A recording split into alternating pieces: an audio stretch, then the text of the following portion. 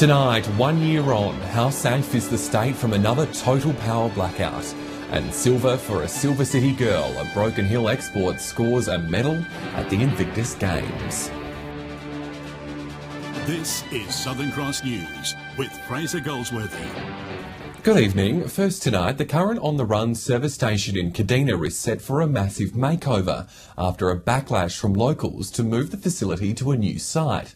The local council is pleased with the upgrade, saying it'll bring multiple jobs and new food options for customers. On the Run on Francis Street in Kadena is in for a $3 million upgrade. We worked with them and found that their current site could fit all the retail that they wanted to include. The new service station will offer locally roasted, barista-made coffee, supermarket essentials and a few fast food options. They're going to have fresh coffee and Hungry Jacks on site, so it'll be a double-storey building and basically maximise their current site. Upsizing the store will see 30 additional jobs who will be working across various sections of the store. We have high youth unemployment, unfortunately, and any jobs that we can create or help businesses create is really important to our community. It's hoped construction will start by next month. We try and get construction underway while the rest of the redevelopment of the town happens, so they've said they're going to start within 4 weeks. The upgrade is expected to take 30 weeks to build. Council hopes the service station will be back up and running by June next year. It's going to be the middle of next year, which will tie in really well with our CBD redevelopment, which is targeted for completion around that same time. Rachel Nell, Southern Cross News. Mining giant Adani has received the go-ahead to build a 100 megawatt solar power plant near Whyalla. Local MPs have welcomed the news, saying it further cements the region as a renewable energy hotspot. This patch of land north of Whyalla is set to help power up the state. Adani now has clearance to build a solar plant on the site after receiving approval from the state government. We're looking really, really good, and it's a great thrill to be able to know that we have a really confident future ahead of us. Work is expected to start next year, creating 150 jobs. It'll produce 100 megawatts of power, with potential for another 50 megawatts over time. There's a lot of potential investment when it comes to energy assets that's going to happen in our part of the state, which is good for the environment, good for jobs. It follows SSE's footstep, who are building a solar farm in the city. It also comes after last week's announcement of GFG Alliance and Zen Energy teaming up to develop renewable energy solutions to support the Whyalla Steelworks. And in that case, I think it's very important that the new generators also have storage. Now, Adani is certainly open to this. Adani has been criticised for marketing its green credentials, which some say are at odds with the company's development of a coal mine in Queensland, which Whyalla will supply steel to. But both Mayor Brewer and Mr Ramsey say that's an issue for Queensland. The fact that they want to build a coal mine in Queensland has really got nothing to do with this particular project. Well, that mine, but they're buying steel out of Whyalla. It's providing jobs down here in South Australia. So while that's got nothing to do with this decision today. John Hunt, Southern Cross News. 1 year on from the state's catastrophic September blackout, which severely crippled the Lower Eyre Peninsula, serious questions still remain over the region's power security. The Port Lincoln Mayor believes the West Coast is still at serious risk, saying the power connections in the area require urgent upgrades.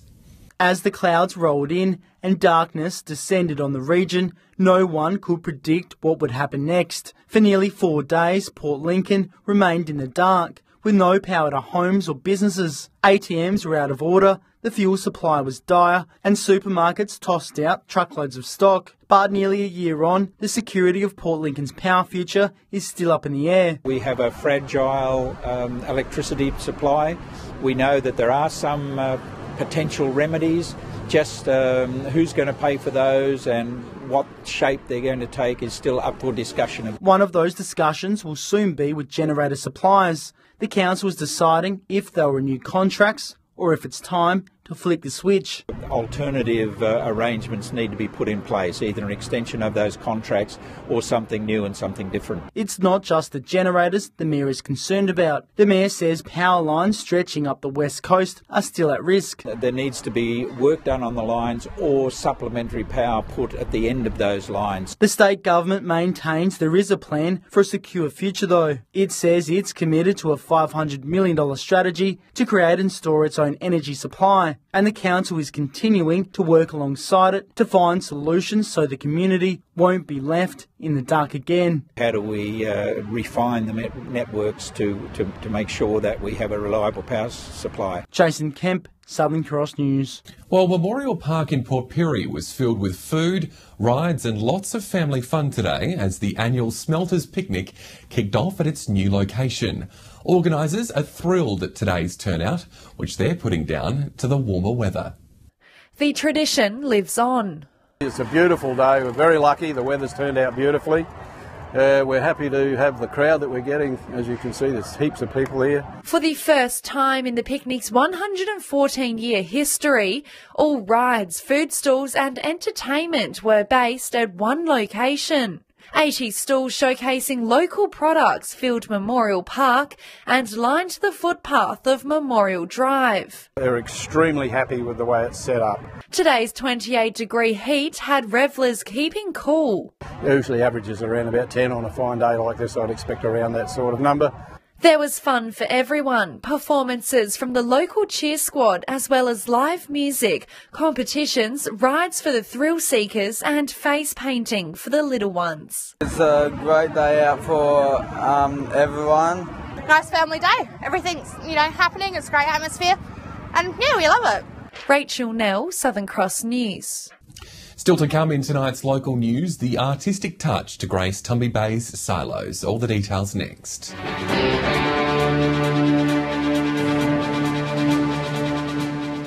Welcome back. A man and a woman from Whyalla will face court after the pair was allegedly caught drink driving.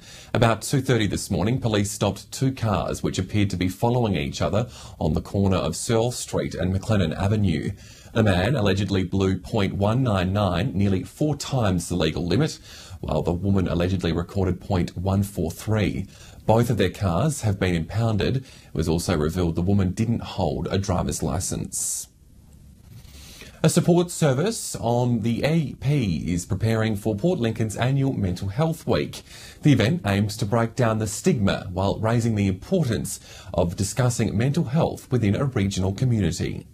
Mental health issues are no laughing matter, but that might just be the best cure. Members from local group Mentally Fit EP are preparing to roll out the circus tents to help promote mental health in a positive way. The aim is to reduce stigma, to start the conversations and to connect the community together, which is perfect fit for Mentally Fit EP. Mental Health Week features activities from sunrise walking to making cupcakes in a bid to spread awareness, potentially saving lives. It's important for us to connect, but it's really important for us to have a laugh and actually say it's okay to have a chat about things that at times are difficult. And it seems to be working. Team members claim to have seen big changes in the area, with locals connecting to support networks like never before. It's amazing the amount of smaller groups, services and unique opportunities that are being provided in our region. And West Coast Youth has been recognised nationally with a Community Achievement nomination. Get on, have a look, see what our state's doing, because we are all doing some amazing things here in South Australia. Jason Kemp,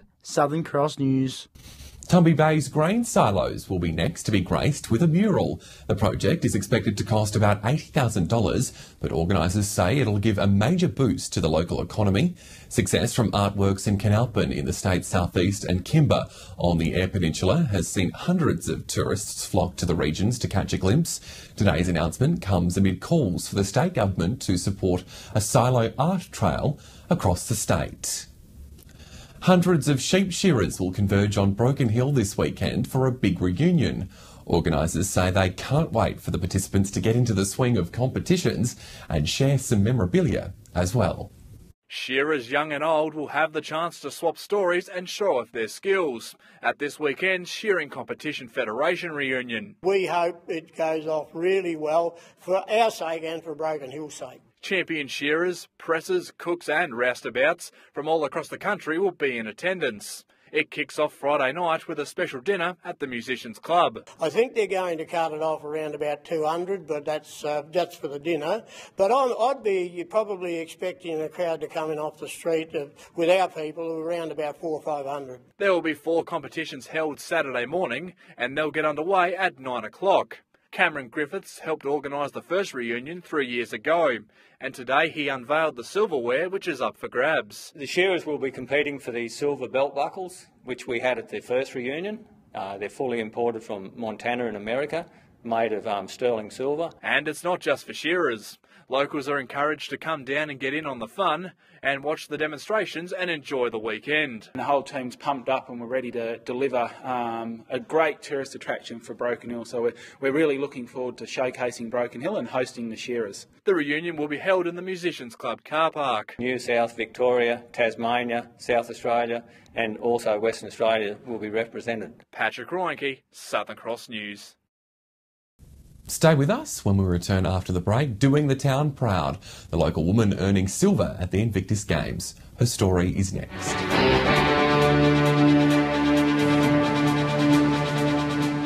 Welcome back. You're watching Southern Cross News. A Broken Hill export has won silver at the 2017 Invictus Games. Sarah Slivka finished second in the women's lightweight weightlifting, making her hometown and her father very proud. Silver for a Silver City girl. Yesterday morning she was in the bench press class and she received a silver medal for her efforts over there. So, yeah, very proud. Her father, Steve, who runs the Old Royal Pub, watched on proud as punch as his eldest daughter was awarded the silver medal for the women's lightweight powerlifting. After a successful 60-kilo first lift, Sarah was unsuccessful in her second lift of 65 kilograms. However, she made it count on her third and final lift, successfully putting up the 65 kilograms and finishing outright second, behind America's Tiana Lopez. She was very proud, and I sent a message saying I was proud, and end of the night she sort of said that was the thing that topped her off for the night. You know, it's amazing today you get on live streaming television, you can pick these things up, and you know, and I just took some screenshots of her receiving the medal and the lift, so the memories I'll have forever. The Invictus Games allows wounded, injured and sick armed service people and veterans to compete in different sports. It was created by Prince Harry and includes sports like wheelchair tennis and sitting volleyball. Very powerful thing when you see these people that have lost limbs and you know, given up a bit, and it's really for all of us, really, isn't it? So it's a big sacrifice, and these games are, you know, they're saving lives. As for Sarah, her time in Toronto is not over yet. Tomorrow, on Thursday, she's in swimming, which was new to me, so we'll see how she goes to that one. But she's been training quite well, and so it would be interesting to see how she goes. Patrick Reinke, Southern Cross News. Whyala's Maritime Museum is hosting a special exhibition honouring 8 South Australian men who received a Victoria Cross during World War I. Council says the city is privileged to host such a unique presentation on those who gallantly served our nation.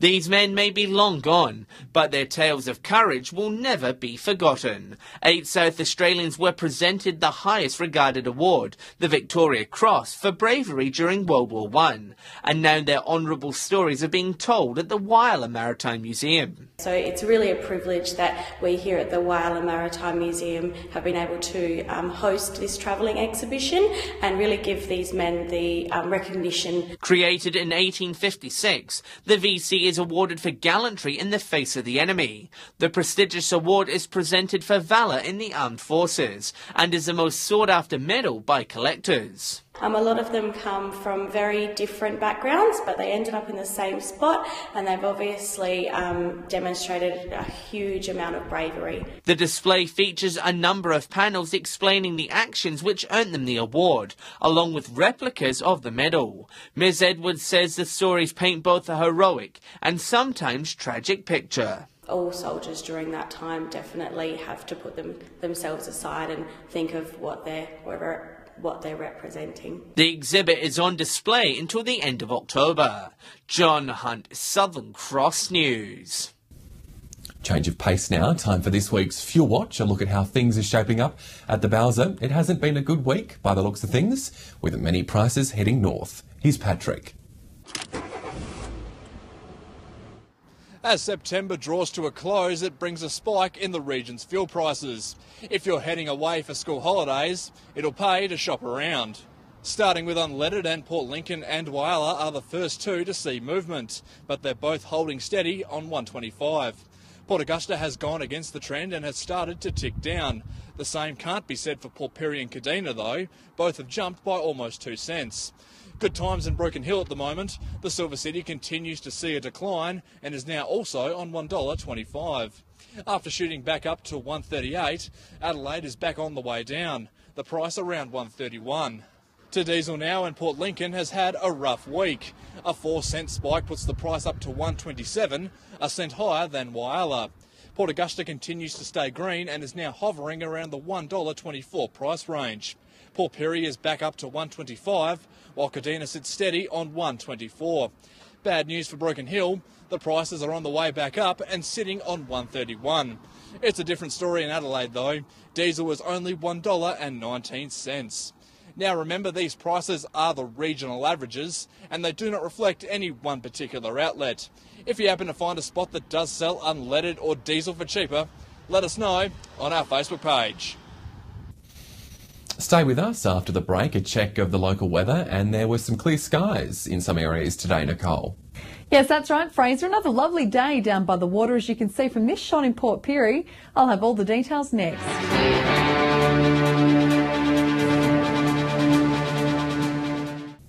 Welcome back to the weather now. A pretty warm day right across the region with mostly clear skies, reaching a top of 30 in Port Augusta, 29 in Whyalla, a little cooler in Port Pirie, hitting a top of 28, a change up in Port Lincoln and Broken Hill with showers, and a top of 23 in Adelaide. To the satellite, cloud over western and southeastern South Australia with a trough is causing showers, mainly in far southeast. On the Gulf waters, winds will be west-southwesterly up to 20 knots. Seas up to 1.5 metres with a south-southwesterly swell. Sunrise just after 6 a.m, sunset pushing 20 past 6. A few showers about tomorrow across the region, reaching a top of 18 in Port Lincoln and Coffin Bay. A bit warmer in Broken Hill and Port Pirie, hitting 21. Clear skies expected in Port Augusta and Whyalla though, for a top of 21 as well. And showers on the way in Adelaide for 18 degrees.